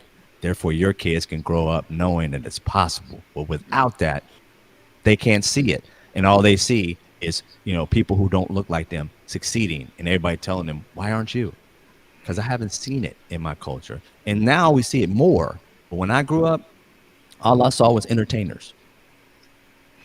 Real quick, Solid. I know you brought up the time limit, but I don't know. Is that because you have a recording limit? No, I mean, I didn't know how long. I mean, you usually we go for an hour and 15. But Michael's on the show and Drew's on the show, and I knew the show. I don't know. I knew. I mean, if you all want to keep going, I mean, it's up to y'all, because I am sitting back. I am loving this. I am sitting back just listening to the two of y'all go back and forth, and I am just loving this. So, because I do have a lot of points I wanted to bring up. We haven't gotten there, and he brought up some things that that was kind of on topic there. Now, if my camera flips on and off, it's just because it's overheating usually when it's an hour and a half or so, So, but it'll be all right. But I'm still here. But I mean, I have time. I don't know what your guys' time's like. I'm enjoying the discussion. I don't know if that's something you guys are open to. I'm good. I'm good. Okay. All right, Dredd, are you good? I'm supposed to be lighting the grill, but well, go light the grill. So I mean, Mike, what did you want to bring up? Oh God! I mean, well, there's a whole bunch of things, as far as well, try to limit it down, because I know your whole bunches are like part 1, 2, 3, and 4. So, well, like, okay, earlier you brought up as far as policy, like with Trump, Biden, Democrats, you brought up policy, and I agree. I think the Republican Party, by the way, and I'm very critical of both parties. I'm a registered Republican. I'm a conservative. Now, I've did some research on you. I know you, in your opinion about conservatives. I'll give you kind of what I think a conservative is, right? To me, and at least for me, it's conserving a lot of our values, especially in the economic system, as far as the free market capitalism, right?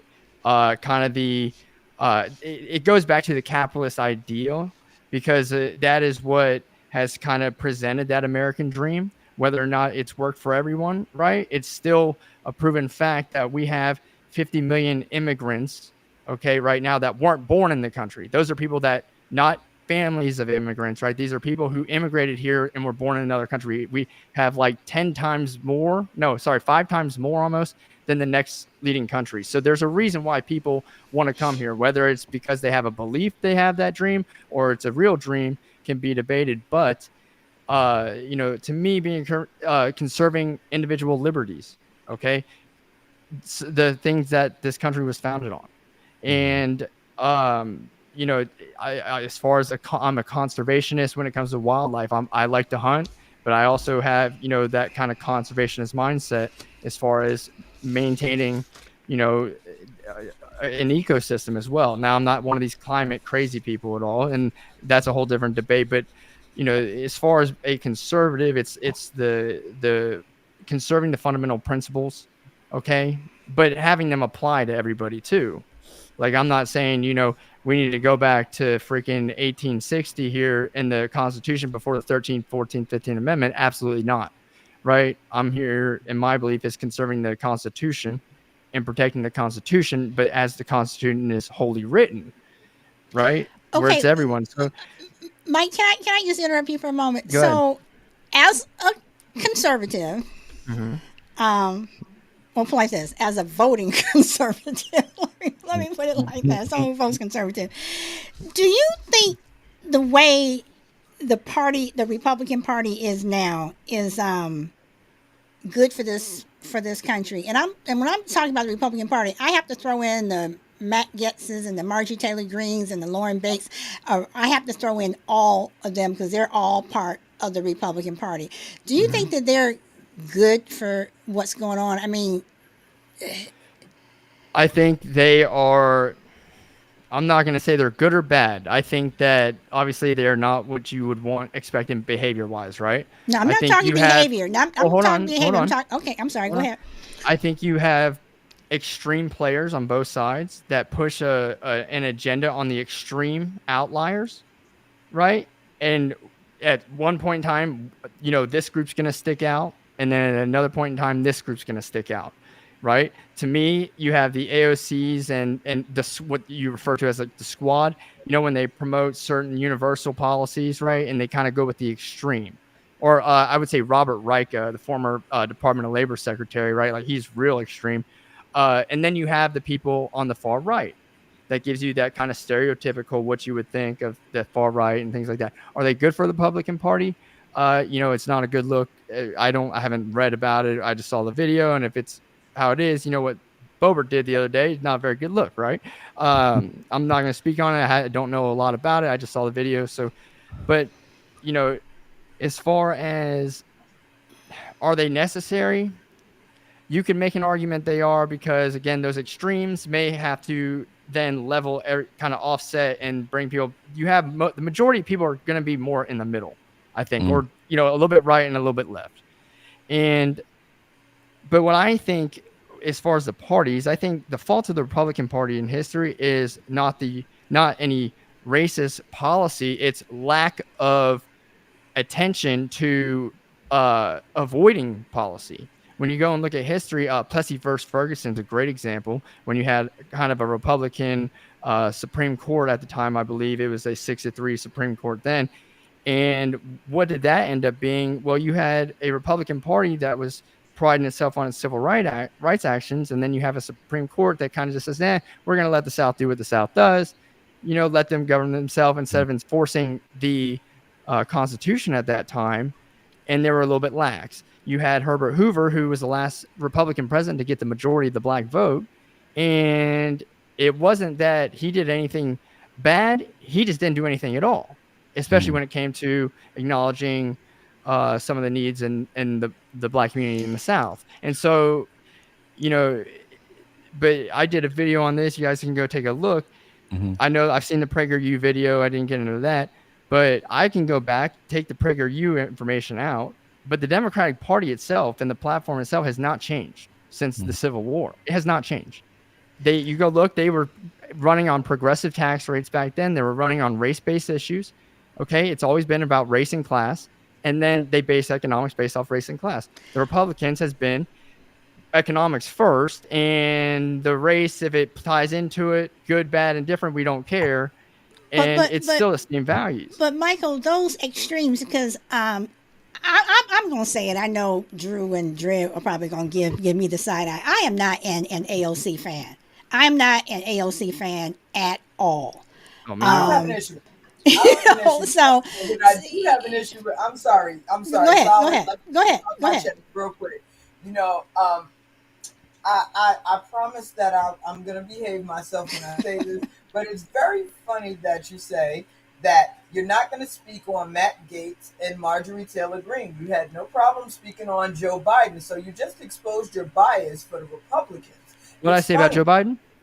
You said that Joe Biden was a racist, and I don't have a problem with that. He's an old fucking racist. But see, it's funny. You see, and I'm going to show the hypocrisy.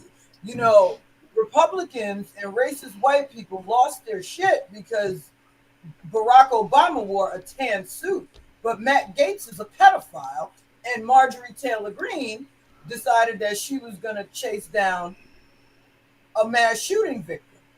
I guess white is right and black better step back. You see this? Who was that? Who was the victim? Was it David Hogg? David Hogg, yeah. And at the time, he was only 17.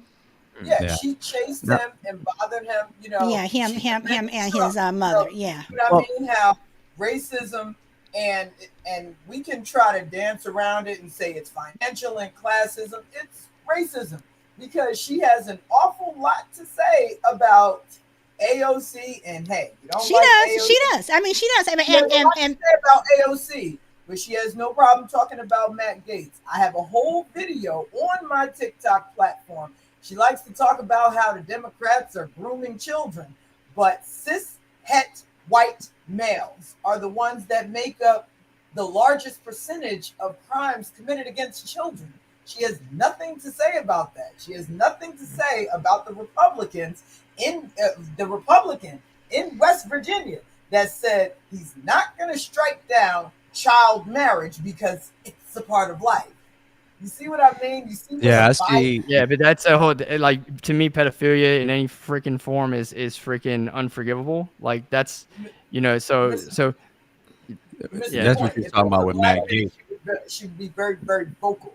I mean, see, and right, and this is where, and this is where I do have. I mean, the Democratic Party, believe me, I have no love for them. Again, it is the lesser of two evils. I look at Biden, and a lot of times I'm just shaking my head, whatever, But at the same time, why is it the lesser of two evils, though? Why do you think that? Well, put it like this. Has Biden made racist comments? Yes, he has. Does he put his foot in his mouth every other second? Yes, he does. But at the same time, it's like Trump does too. Okay, but at the same time, you have Trump, who again with the Central Park Five, he is still calling for their execution. Five people who spent time in jail, proven to be innocent. Whatever. And it's just like, who is going to do better for me? Am I going to vote for the person who is actively trying to stop people? It goes both ways too, though. Yes, it's Rittenhouse. Look at that. Proven. I mean, it most certainly. People. So. Michael, I have always said this, and we have talked about this before. And I will. Yeah. I call people out in my own party. I mean, I call people out in my own race. I call people. I mean, yeah. And if people call me out, it's like, okay, But I'm. Here's the thing, though. What I see. Kyle Rittenhouse. Yeah. Well, what I see about what we've been talking about is that, when we brought up Matt Gaetz and Marjorie Taylor Greene and so forth, and then we brought up AOC. I don't understand where people think that these two are. How do you both sides that? You got one person, again, who's been accused of sleeping with a 17-year-old girl, taking her cross country or whatever the heck it is, but somehow, evades that, even though his friend goes to jail for many years for being there and admits that he was there with him. You got Marjorie Taylor Greene, who talked about Jewish space lasers. I'm like, I'm serious. I'm not trying to be like disrespectful, but I'm just saying these things are insane. And so when you look at that, if it was in my party, I want them out. There ain't no both sides in it. It's like, that's crazy. When we talk about AOC, tell me what that she brought up. that was insane. I mean, she So may be extreme on the far left, talking about helping people to the extreme, but she's not talking about hurting anyone. She's you're not right. talking about she's not talking about, hold on for a second. She's not talking about holding anybody back from anything. Everything she talks about is inclusive, not exclusive. Everything they talk about is exclusive, not inclusive. So I don't understand, not unless you live on that I don't give a damn about nobody else but myself road, which is mostly the Republican world. Then you, of course, you think, oh, AOC is extreme in trying to help people. But when you can't go find a quote from her saying anything that is on like the left side of crazy, you oh, I can't find it. can. You I can't can. find it. What? Can. What is it? And I'll give you a bunch, and let me give you my perspective when I criticize AOC. Look, the Marjorie Taylor Greene, I think she's an idiot as well. All right, Yeah. Matt Gaetz, I don't know much about him, to be honest with you. Okay, I look at policy, I look at economics. Solid knows this, right? Most of my criticisms you'll ever see me make, very rarely will I step outside of my financial and economics kind of expertise, right? But So when Mike, I do you hear think? But AOC do you talk, think hold on. but do you think that's a problem though? That you have to step out of. You know what I mean? No, not necessarily, because again, I try to focus on policy and policy I believe in, something that has Yeah, numbers, something that has just results, stand right? there reading And off. so when it comes to AOC, okay, Mhm. first of all, because there are plenty of Republicans that I look at and I'm just like, I can't believe you're actually advocating for this. But with AOC, okay, for one, now again, you think this is not left of insane. I do, because it's factually wrong, and it's very misconstrued. There's a lot of statements they make. Like, let's say she brought up one about her student loans, and she came out and said, I have $17,000 of student loan debt, okay, and talking about how she couldn't pay it off. Now, she had already been in office for 2 years at this point, all right, and she's trying to get past and push, which again, you say, yeah, she's trying to help people. I'm not saying that she's not, but at the same time, she's trying to have passed to have those student loans paid off for everyone. And I'm sitting here thinking, I'm like, look, I was a financial planner. Okay. I worked with over 600 people in my time, my 6 years doing it. And I just stopped doing it because I got married and have been back and forth with Australia, right? Worked with black people, white people, all income levels, literally all income levels. If you're making $180,000 a year, okay, and she's not married, she may have just gotten married, no kids, okay. Her car is a Tesla. She got during COVID because they came out with a basically like a I want to say a fund that every politician or elected official could use, especially during COVID, where they could go get an EV vehicle and have something to get back and forth to work. So she doesn't have a car payment. All right, she has to maintain a residence in Washington D.C. She has to maintain a residence in New York. When you go and you look at where she lives, there's no reason why she shouldn't be able to stroke out a check for $17,000 to pay off those student loans.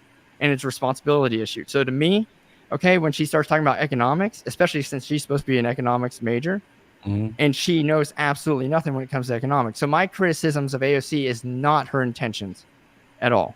It's more of her not understanding, and she's on the finance committee. That's where I start having problems. This is both ways, because to get on these committees, it's a money issue. It's whoever raises the most money. Go look at the Speaker of the House. I guarantee you he fundraised the most money for the Republican Party. Nancy Pelosi was the highest fundraiser for the Democratic Party when she was the Speaker of the House. It's not based on merit. It's based on I get it, but what is the crazy thing? I get your point about saying that, economically, that she's saying that, that her personally can pay for it. But when she's writing policies, it's not about her personal issue. It's about people out in the world who don't make $100,000. Okay, let me give you another example. They had the huge. Explain quick. Go ahead. Go ahead.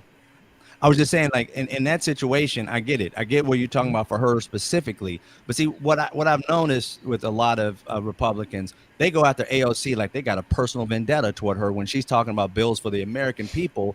Instead, you're talking about her personal life. Okay, then exclude her from the plan. Now, does the plan still work for those people out there who don't have certain issues that need to have it work? Of course it does. The thing it comes down to, I look at it, and when we come to those types of things, those are like tit for tat. What I'm saying, like with the Matt Gaetz, that stuff is just purely insane. I mean, anybody can agree that she should be able to pay her $18,000, whatever it is, to be able to pay it. and I think she brings that up because it's personal toward her to be able to apply it in any kind of speech. You got to bring something that kind of would pass it through. Maybe she misthought this and thought like, hey, if you make all this money, there's no way in hell we want to give it to you. But to the American people, yes. I mean, because there are so many people out there. We got to look at it this way. How many do you know that the biggest draw on America is not welfare, it's subsidies to the wealthy, the top 20%. We literally spend, our GDP was $1.6 trillion in 2019. Do you know how many subsidies, how much money we gave away to rich rich people in America? But when you said our GDP was 1.6 trillion, are you referring to? No, our GDP right now is I think 23 or 24 trillion. The GDP is the total value. 2019, it would have been around 19 trillion, I think, 18, 19 trillion. Yeah. I got the thing here, the actual thing. You may be thinking of the deficit. The deficit, GDP, deficit, and debt are different. The deficit is just the difference in revenues, annual revenues, and annual expenditures. The idea of the subsidies, and when you look at it, it's it was 1.8 trillion given to the rich, and then you look at the unemployment, not the employment, but the welfare. They were given. A lot of those people are pretty much scared to even take the money because they don't want to be labeled a certain thing that wealthy people call them. The biggest draw on welfare in this country comes from the rich, not the poor. And what we always do is we always try to make it seem like it's the poor people. And it's not the poor people. So I know you're a facts guy. I have numbers. I have hard numbers, right? Now, this is something I've studied. The TCJA, the Trump tax cuts, okay? Yeah. You can go on the IRS. You can go on the Tax Foundation, which is a great one that's very nonpartisan. You can also go, I got this one off of Cato Institute. I've seen both sides from Cato, but if you don't feel that way, that's fine. You can go to the CBO, the Congressional Budget Office as well, and find this. So this is where AOC loses me too. Mm-hmm. All right. The Trump tax cuts, some of the big things. He lowered the tax brackets at every income level. Okay. Mm-hmm.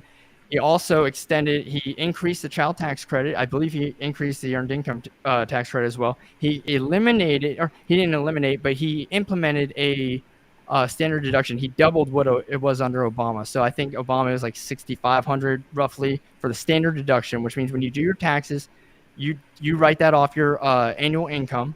Okay. And that's like if you don't have any other itemized expenses that are over $6,500, you just take the standard deduction and subtract it from your income. You have your tax balance, right?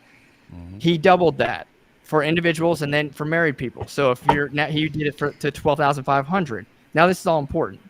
Now you guys in Cali, and I kind of feel for you, but I think there's a reason why people in California don't like the TCJA, and I'll explain that, okay? But for the most people in the country, there's a reason why it actually was a huge benefit. Now, when you start talking about tax cuts for the rich, first of all, a tax subsidy, it's not a subsidy because you're just allowing them to keep the money that they've made already. You're not taking it. A subsidy is when the government takes it and pays it back out, but they're not paying it back out. They're just not collecting it. It's not like they're getting more than what they paid in. It's not a negative tax rate. And so, hold on, Solid.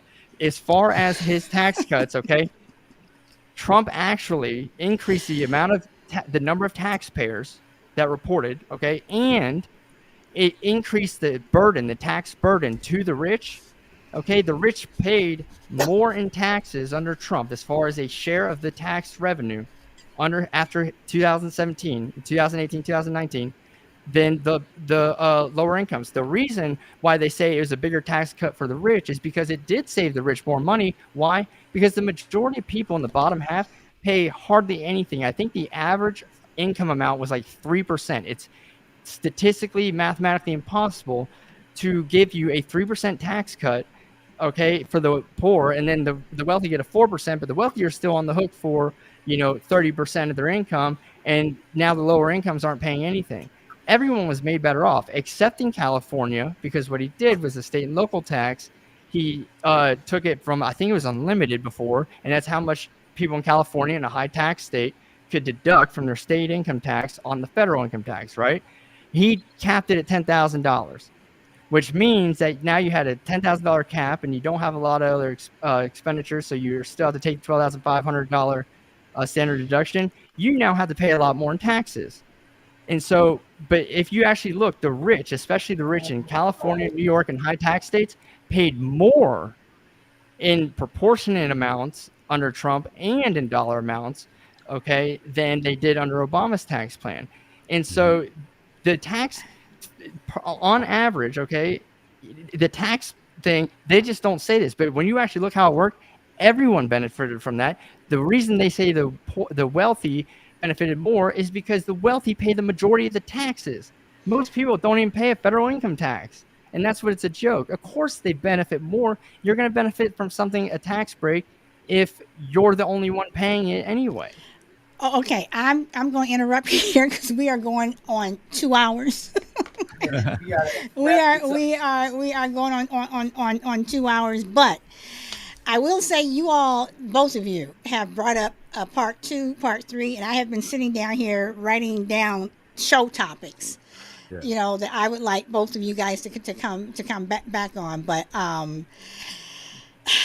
Yeah, we we got to going be able to want the stats. I want to be able to see it. I'm we gonna check that out for you, Michael. I'm gonna definitely tell you. I can, you want me to send, I can send you whatever you want. Definitely send it to me. I want to look at it. we are going. I don't mean to be rude, y'all, but we gonna all right. wrap this up.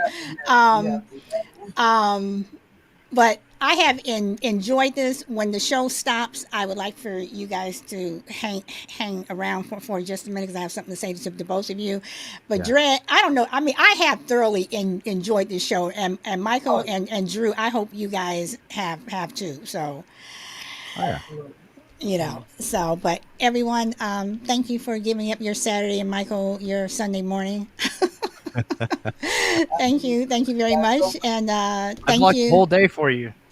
I'd block Michael, out the whole day. I know you can go forever. So, Yeah. Dred, Definitely, we could go at it. Dred, did you want to say anything else? I want to thank both of our guests for being here. We have differences, but we can always be friendly. You guys are always welcome to watch, chime in. You know, hope to have you guys back sooner rather than later. Thank you both for being here. Very informative, very powerful. All right, and as I usually sign off, peace. And thank you for everyone who joined. Much appreciated. Bye. All right. Bye. Take care, guys.